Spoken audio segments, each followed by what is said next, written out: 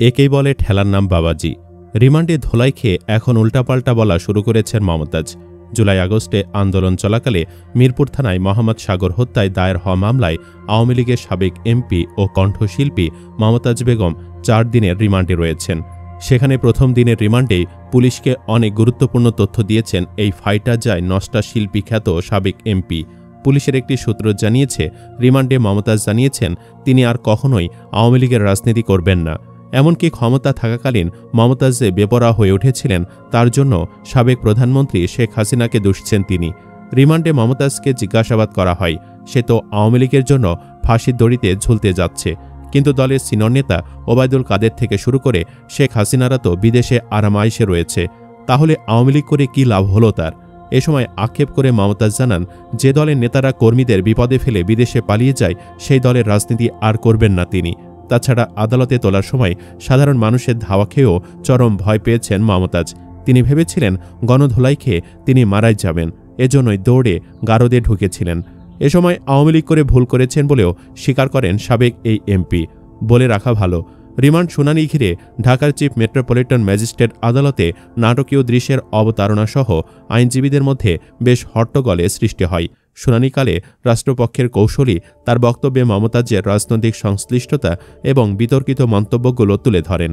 এদিকে রিমান্ড শুনানিতে মমতাজের আইনজীবীকে খুঁজতে বেগ পাওয়া নিয়ে এজলাসে আইনজীবীরা হাসি তামাশায় মেতে ওঠেন।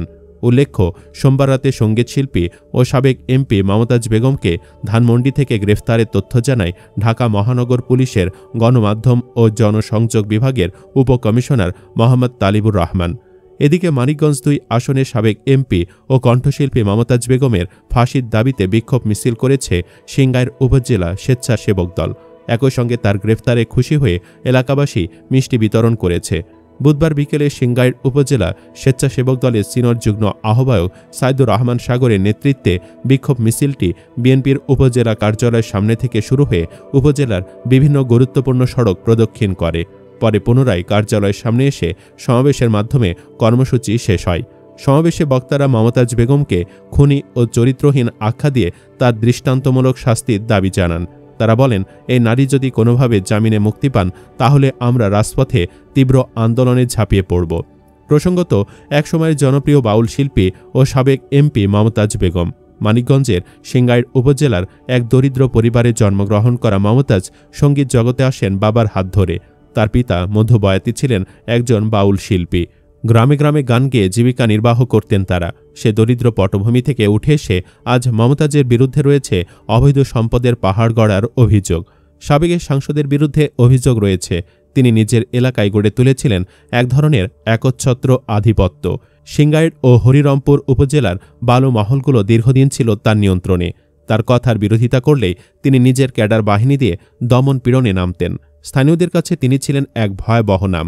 মমতাজের নামে বেনামে রয়েছে ঢাকাসহ মানিকগঞ্জের বিভিন্ন এলাকায় একাধিক বাড়ি, হাসপাতাল, রেস্টুরেন্ট, কোল্ড স্টোরেজ ও স্থায়ী মেলার মঞ্চ। মানিকগঞ্জে তার 500% জমির ওপর রয়েছে একটি বিলাসবহুল ডুপ্লেক্স বাড়ি।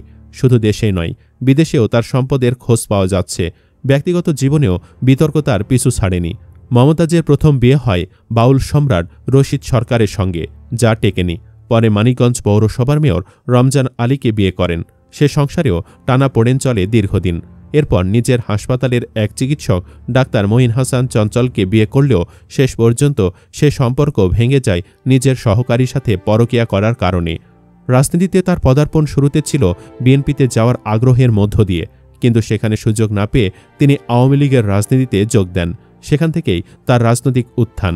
তৎকালীন প্রধানমন্ত্রী শেখ হাসিনার ঘনিষ্ঠ হিসেবে পরিচিত হন তিনি। সংসদে গান গেয়ে প্রধানমন্ত্রীকে খুশি করাসহ বিভিন্ন সময় বিরোধী দলের নেতাদের নিয়ে কটাক্ষ করে আলোচনায় আসেন। 2008 সালে সংরক্ষিত মহিলা আসনে সংসদ সদস্য হন। এরপর টানা 2 বার নির্বাচিত হন নৌকার প্রার্থী হিসেবে। তবে 2024 সালের দ্বাদশ জাতীয় সংসদ নির্বাচনে নিজ দলের এক স্বতন্ত্র প্রার্থীর কাছে পরাজিত হন তিনি। দর্শক, আপনি কি চান মমতাজের যেন ফাঁসি হয়? কমেন্ট বক্সে জানিয়ে দিন আপনার রায়। সে সাথে ভিডিওটিতে একটি লাইক দিন এবং শেয়ার করুন। পরবর্তী ভিডিও আপডেটের জন্য চ্যানেলটি সাবস্ক্রাইব করে রাখুন। ধন্যবাদ।